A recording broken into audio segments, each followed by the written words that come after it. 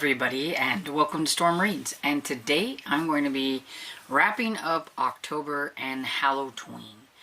I decided to just concentrate on the Hallowtween when I do my wrap up because I did read 23 middle grade books.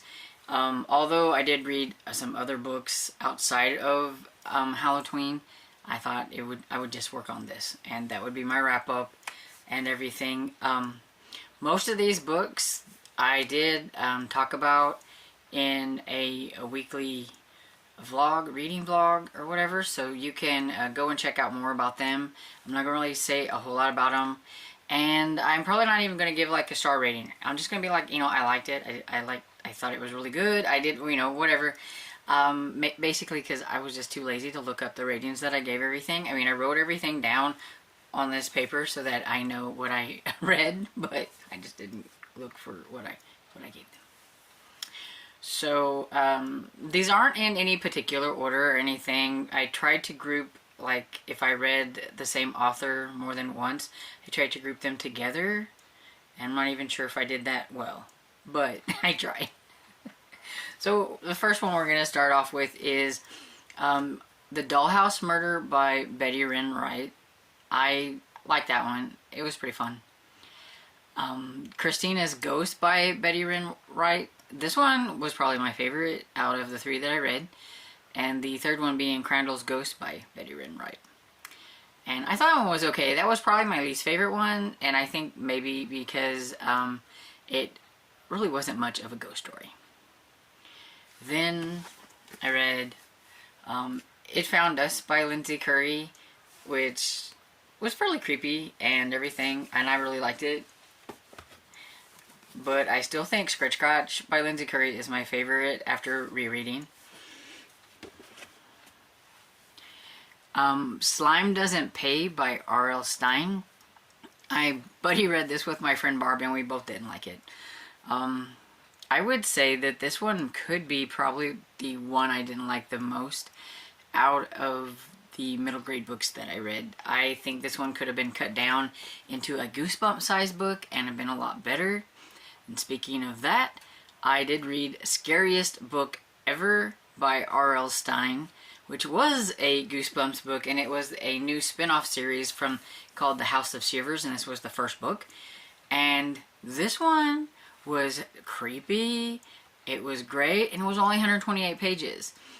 And so, see, maybe he just needs to stay to like that range of work, because Slime Doesn't Pay was 254 pages, and he could have cut half of that out. So, I would rather him stick to Goosebump size. Then, Zombie Season by Justin Weinberger. This is the first book in the Zombie Season series, and I found it quite enjoyable. I'm not a huge zombie fan, but it has some interesting zombies in this, and the take on zombies was kind of cool. Then Glass Heart by Kate Alice Marshall is the third book in the 13 series, wrapping up a trilogy which I was really happy about, and I really enjoyed it. The Space in Between by James Praler. This is the second book in the Exit 13 series, and I really enjoyed this one too, and I can't wait to see what is going to happen with this series and these poor people that are at this hotel. And then I read Flock Horror by Jennifer Killick.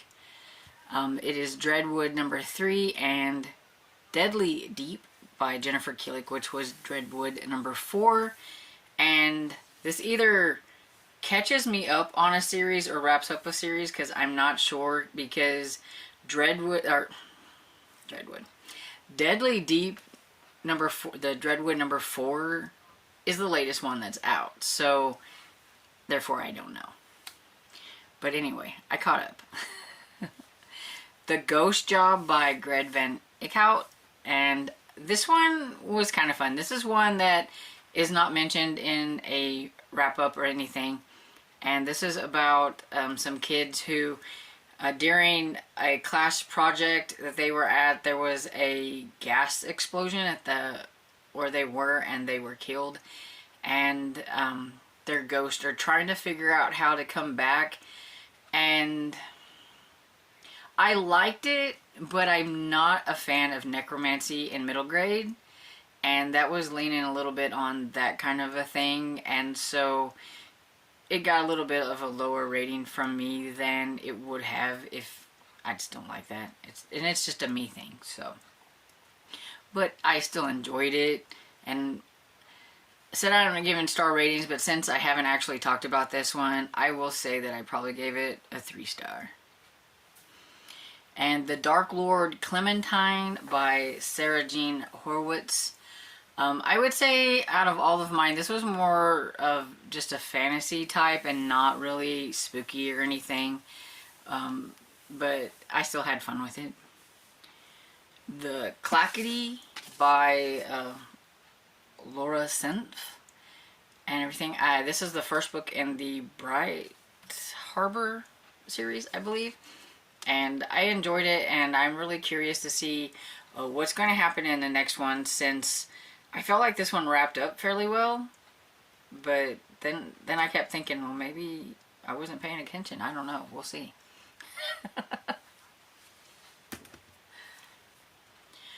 The International House of Dereliction by Jacqueline Davies. This was not spooky, really, more of a fun, cute type of ghost story. There were like a couple of maybe scary moments, but not enough for me to say that this was a spooky book. So I would definitely consider this a non-spooky book for those who don't like things that are real scary, but they want to read a ghost story, because it had a really cute ghost story, and I really liked it. We have Camp Sylvania by Julie Murphy, which is the first book in the Camp Sylvania series. I thought I was getting a standalone, and every time I think I'm getting a standalone, it ends up being part of a series. But anyway, I mean, that's just kind of how middle grade goes most of the time. I like this one. I thought it was, okay. Definitely not a favorite of the month or anything, but it was cute. The Curious Vanishing of Beatrice Willoughby by G.Z. Smith. This one was really kind of strange and definitely fantastical. A lot more than I thought it was going to be for a mystery. This one's not spooky, so this is definitely one for those who want to read a book that is centered around kind of Halloween, but that's not spooky, but it kind of gives you that Halloween kind of vibe and everything. Because it starts out like with these people at an All Hallows Eve party, and that's basically why I included this in my reading. Because I had an e-arc of it and I needed to get it read, but because it was definitely going to be my choice for like Halloween and everything. And it was cute, just different than I thought it was going to be. The Bellwood Game by Celia Crampian, I'm not exactly sure how you say her last name. I like this one. It was really interesting. It was definitely a spooky ghost story. The Great Ghost Hoax by Emily Ecton, which is the second book in the Great Pet Heist series. Definitely on my non-spooky, just fun because they thought there were a ghost in the house or the apartment complex, and there's Ghostbusters. So, Bite Risk by S.J. Willis. This one was kind of a werewolf type. It was different. Definitely had a little bit of, government control in a town where they think that, this big thing happened, but did it really? And I really liked it. And this is part of a series too. So this is the first, and I'm guessing maybe the Bite Risk series. It had an interesting take on the werewolf too. Extra Normal by Kate Alice Marshall. As far as I know, this is a standalone book from Kate Alice Marshall for middle grade, as I just haven't seen anything, but this did just come out this year, so I'm not sure. I'm kind of hoping that it just stays as a standalone, although I could see it being part of a series, and I would still be okay with that, but sometimes you just like to have your standalones. And yeah, it was fun because there's all these different like creatures, except for like the main character. She's like totally extra normal. And then the last one I have is Finch House by Sierra Birch, And this is also one that I didn't talk about in a wrap-up or anything, and this one was fun. Maybe not quite as good as I was hoping it was going to be. The cover is so cute and everything, but it was okay. And I also, another one that I thought was going to be a standalone, and it could still be, with a little tad of an open ending that I'm not a huge fan of. But you know how it's like some horror movies will do that, like it's ended and then all of a sudden something happens and then you're like, oh, is there gonna be a sequel? So that's kind of how that one ended. So I'm not clear on as if that one's going to be part of a series, and I haven't seen anything on Goodreads to reflect either way. But it was still fun. It was a ghost story. A little spooky, but not like super spooky. And I like the main characters and everything. And since I didn't put this in a wrap-up, I will say that I probably give this one about 3 stars. And so that's all the books that I read for Hallowtween. I read a lot of good quality middle grade books, I think. I mean, I didn't have a lot that I was disappointed in. I will say I didn't put one book on here. I did read The Zombie Chaser, which was #1 in a series, and I didn't like it. And I'm not going to continue the series, and I just didn't put it on here. or I could say I did read 24, but it just wasn't noteworthy enough to put here. So I didn't talk about it. But you might see it in a wrap-up, because I do think I had it in a wrap-up.